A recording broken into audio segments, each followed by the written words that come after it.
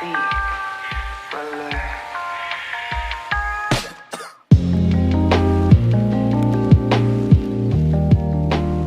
y'all, welcome back to my channel. My name's Amanda. I'm a small reseller. I currently sell on eBay as well as Niknax, and as of more recently also on Whatnot. How's it going selling on Whatnot so far? It's going okay. You know, I can't say it's horrible and I can't say it's wonderful either. My personal experience with Whatnot so far has lacked a little bit for me. I think if it was working correctly and I was able to actually utilize the platform correctly, I think it would be a whole lot better. Unfortunately, and if you've seen any of my couple other videos or whatever kind of talking about this, I have not been able to upload more than one photo at a time, which isn't just as simple as one photo. It's not that quick. It's got to load.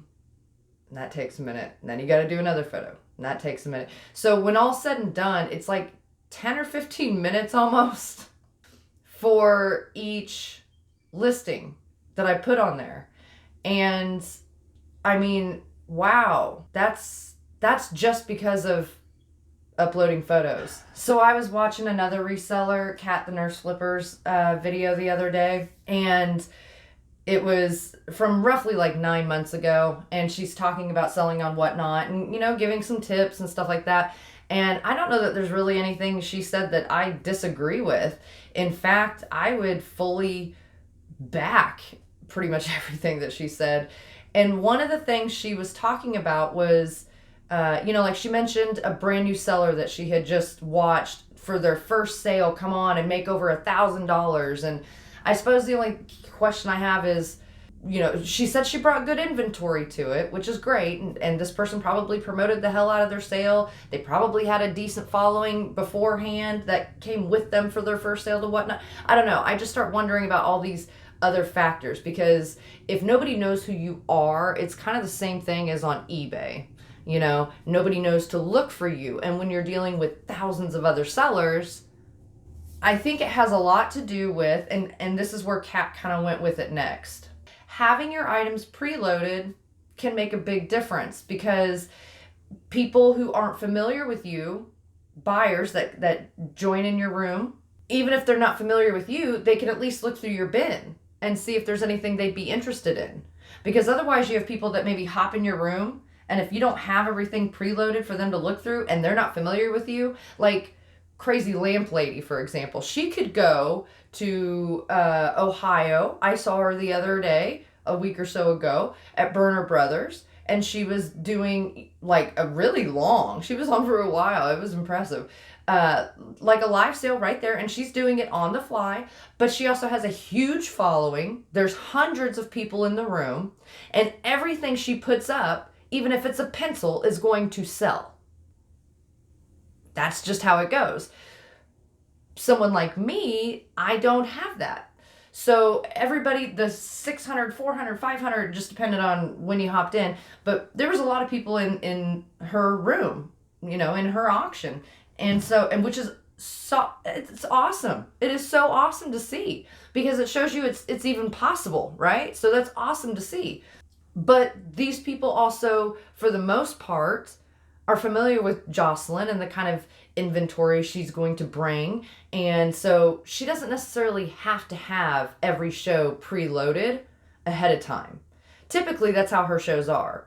But she is to a point with her following and stuff that she doesn't necessarily have to do it for every sale. You know, I've seen other resellers where they can walk through an antique mall and they're literally auctioning things off before they've even bought them, because they can, because they have a little bit of a following already.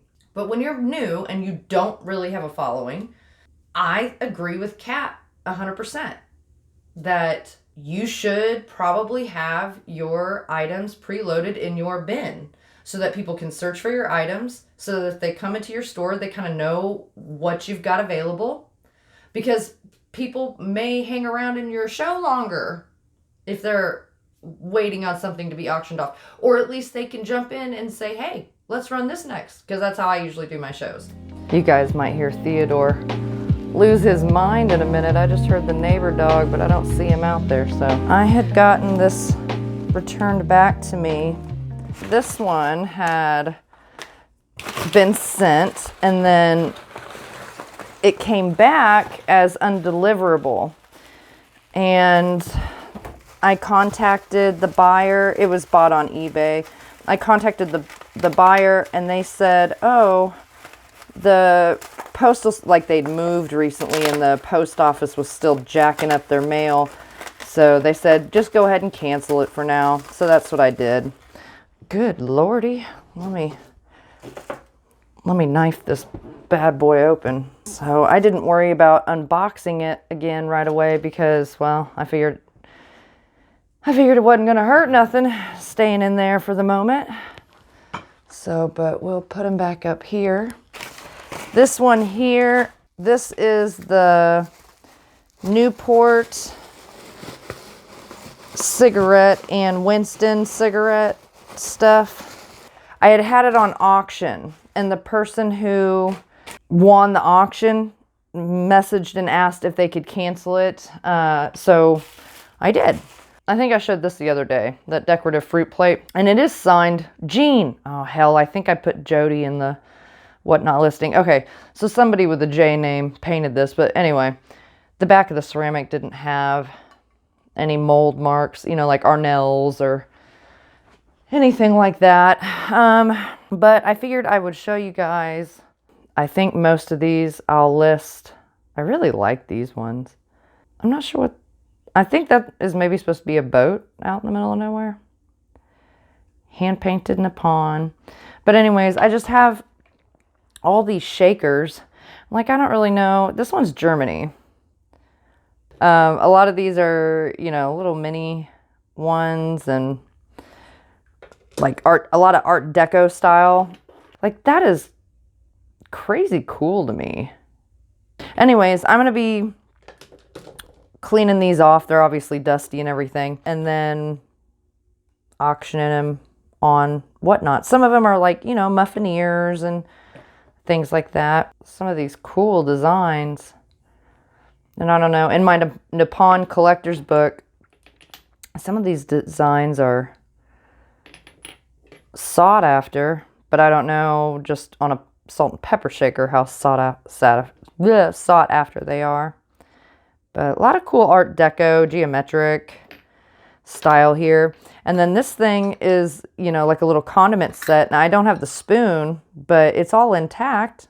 And I feel like I have a set, like a lunch set or something similar to that pattern, or maybe the same downstairs. So I better double check that, because that would be cool to put with it. So it's been another day. I had to quit recording real quick yesterday and run and do some family things that came up, and so it's a new day. I had a sale on eBay early this morning, a carnival glass piece. So I need to grab it real quick. I think it's right here. Yeah, that's it. This was called the Windsor pattern. I can't remember all the details off the top of my head on it, but I'll put a little bit about it up here. And Windsor Towers maybe, and I think it was, well, obviously from the pattern. You know, there's no real markings on the bottom to indicate who made it. I was able to finally just find it based on the pattern, the colors, and, you know, the size, all that stuff.